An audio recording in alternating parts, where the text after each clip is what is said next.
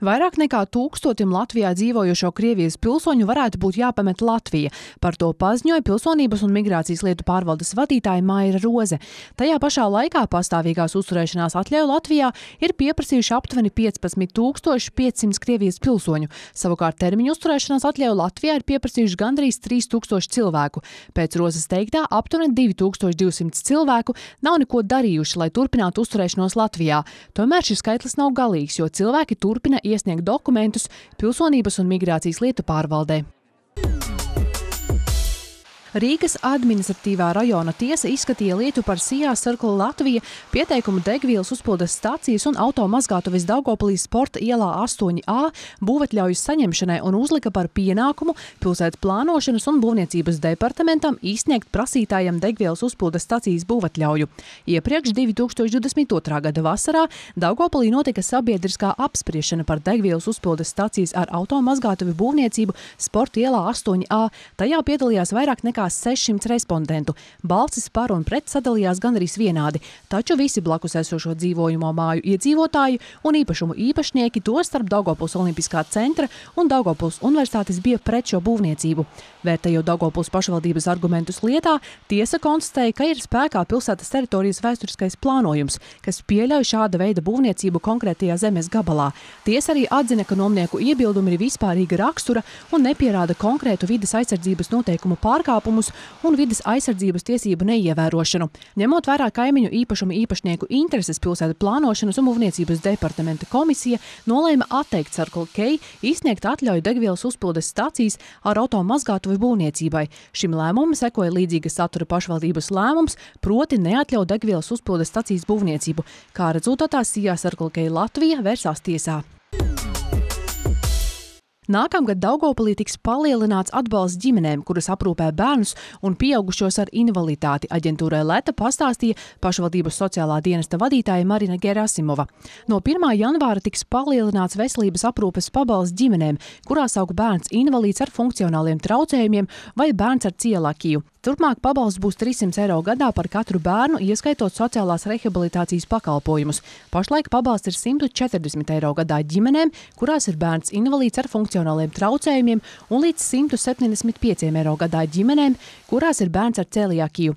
Līdz 1. janvārim sociālais dienas ģimenēm, kurās ir bērns invalīds ar funkcionāliem traucējumiem, sociālās rehabilitācijas pakalpojumus sniedz bez maksas, izmantojot Eiropas Savienības struktūra fondu līdzekļus, kas piešķirti deinstitucionalizācijas procesa uzsākšanai. Tagad pašvaldībām ir jāturpina sniegt šos pakalpojumus par saviem līdzekļiem. Šogad Daugavpilī 74 ģimenes saņēma pabalstus ģimenēm, kurās ir bērns invalīds ar funkcionāliem traucējumiem par kopējo summu 8832 eiro, bet 2 ģimenes ar bērniem ar celiakiju saņēma 350 eiro. Ņemot vērā gan pabalsta apmēra, gan medicīniskā pabalsta, tostarp sociālās rehabilitācijas pakalpojumu mērķu palielināšanos, 2024. gadā palielināsies gan šī pabalsta saņēmēju skaits, gan arī maksājumu apmērs, uzskata pašvaldība. Deinstitucionalizācijas procesā sociālais dienests sniedza sociālās rehabilitācijas pakalpojumus 90 bērniem invalīdiem ar funkcionāliem traucējumiem. Tā kā šo pakalpojumu finansēšanu pārņem pašvaldība, pilsētas budžetā nākamajam gadam papildus rezervēti gandrīz 0,5 miljoni eiro. Latgales centrālajā bibliotēkā vienmēr valda klusums. Tomēr tas nav tāpēc, ka nav apmeklētāju. Viņi ir un viņu ir daudz. Bibliotēka dzīvo pēc saviem noteikumiem, kas ir obligāti visiem. Tā ir tradīcija. Jāteic, ka šim klusumam ir īpašs raksturs, jo šodien Latgales centrālā bibliotēka īsteno daudzus projektus un bibliotēkāru darbs nepaliek nepamanīts. Decembra sākumā Daugavpils bibliotēka saņēma apgādi Jumava gada balvu nominācijā Gada labākā bibliotēka. Tas nozīmē, ka mums ir jāturpina mūsu veiksmīga sadarbība, mums ir jācenšas popularizēt šīs izdevniecības grāmatas, organizēt pasākumus mūsu lasītājiem, un mēs esam tiešām ļoti gandarīti par piešķirto balvu. Mēs ļoti augsti novērtējam šo balvu un tiešām ceram uz appusēji izdevīgu sadarbību. Mums ir izveidojusies sadarbība ļoti sen, gadiem ilgi. Protams, ka mēs pērkam šīs izdevniecības grāmatas, kuras ir ļoti populāras mūsu lasītāju vidū, un mēs organizējam vairākus pasākumus. Mēs prezentējam grāmatas mūsu lasītājiem. Šogad mums bija ļoti labi apmeklēts pasākums kuru mēs novadījām pat 2 reizes. Un šis pasākums bija par grāmatu Raimonds Pauls skanošs un klātēsošs. Jāteic, ka šis nav vienīgais apbalvojums, ko bibliotēka ir saņēmusi šogad. Iestādi godināja arī valsts policijas Latgales reģionālā pārvalde. Mūsu bibliotēkai bija pasniegts pateicības raksts par mūsu sadarbību ar policiju, un mēs arī augsti novērtējam tātad šo apbalvojumu un ļoti ceram, ka mēs turpināsim sadarbību un varbūt arī nākamgad varēsim turpināt akciju uzdot jautājumu policistam.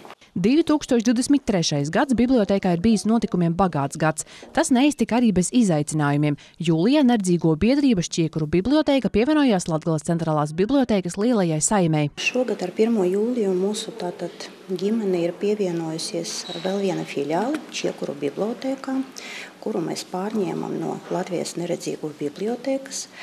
Un es gribu vēlreiz pievērst mūsu pilsētas iedzīvotāju uzmanību tam, ka jebkurā Daugavpils filiālē jūs varat pasūtīt grāmatas pielāgotā formātā. Braille raksta grāmatas, audio grāmatas, grāmatas lielajā drūkā. Ja jums vai jūsu radiniekiem, draugiem, pazīstamiem cilvēkiem ir kaut kādas problēmas ar redzi, zināmas problēmas, mēs lūdzam nekautrēties, bet griezties bibliotēkā pēc šādām grāmatām. Mēs jums palīdzēsim, nogādāsim grāmatas jebkurā mūsu filiālē. Arī nākamais gads solās būt bagāts un daudzsološs. Tomēr galvenā prioritāte būs Latgales centrālās bibliotēkas ģimenes digitālo aktivitāšu centra attīstība. Valsts ieņēmumu dienesta muitas pārvaldes darbinieki, pārbaudot no Baltkrievijas iebraucošu vieglo automašīnu, atrada slēpņus, kuros mēģināts ievest 1800 paciņus kontrabandas cigarešu. Muitas darbinieki uzsvēra, ka slēpņi tika darbināti ar tālvadības pulti. Incidents notika 14. decembrī kontrolu punktā Pāternieki. Automašīnu vadīja Lietuvas pilsonis. Pēc riska novērtēšanas muitas darbinieki nosūtīja transporta līdzekli pārbaudē, izmantojot kravas rentgena iekārtu. Analizējot attēlus, valsts ieņēmumu dienestam radās aizdomas, ka virsbūves konstrukcijā varētu būt paslēptas nedeklarētas preces. Pēc tam pārbaudē tika iesaistīts kinologs ar suni, kas apmācīts tabakas izstrādājumu meklēšanai. Pārbaudes rezultātā tika atklātas īpaši aprīkotas slēptuves, kas bija piepildītas ar kontrabandas precēm. Tās atradās uz abām bagāžas nodalījuma sienām zem paneļiem un bija aprīkotas ar elektroniskiem slēdžiem, kas ļāva tās atvērt arī attālināti. Lietas materiāli ir nodoti nodokļu un muitas policijas pārvaldei. Ko nozīmē skaisti apkopot gada rezultātus? Spilgts piemērs bija reģionālās līgas spēle, kurā piedalījās kaimiņi Daugavpils un Augšdaugavas novads. Šī tikšanās visu 40 minūšu garumā uzturējusi spriedzi starp abu komandu līdzjutējiem. Katra nospēlētā ceturdaļa tikai palielināja intrigu. Un viss atrisinājās 7 sekundes pirms tiesneša beigu svilpes. Patiesībā šajā spēlē uzvarēt varēja jebkura komanda, jo abas komandas cīnījās labi. Tomēr visu izšķīra viena rupja kļūda. Daugavpils komandas kapteinis Lauris Pļavinieks pārtvēra bumbu un metās pretinieku riņķī. Vēl 2 punkti mūsu komandai, kas palīdzēja izcīnīt uzvaru šajā spēlē. Mačs noslēdzās ar rezultātu 82-77 mājinieku labā. Spēle bija saspringta, ja negaidījām, ka pretinieki tādu cīņu radīs. Īpaši zem groza mums bija problēmas. Mēs jau spēlējām iepriekš ar viņiem un bija daudz vieglāk. Nezinu, varbūt viņiem pievienojās stipras spēlētāji, bet jā, paldies Dievam, ka mēs varam tagad normāli svinēt Ziemassvētkus. Nemazāk priecīgs par uzvaru bija arī Daugavpils komandas treneris Guntis Enzels, kurš atzīmē arī pretinieku nopelnus. Galvenais jau ir tas, ko tu minēji, ja, ka cilvēkiem bija emocijas, cilvēkiem bija par ko pārdzīvot, ja. Kā nekā, var teikt, ka 2 vietējās komandas tomēr spēlē savā starpā, un es domāju, ka pirms Ziemassvētkiem dāvājam cilvēkiem basketbola svētkus.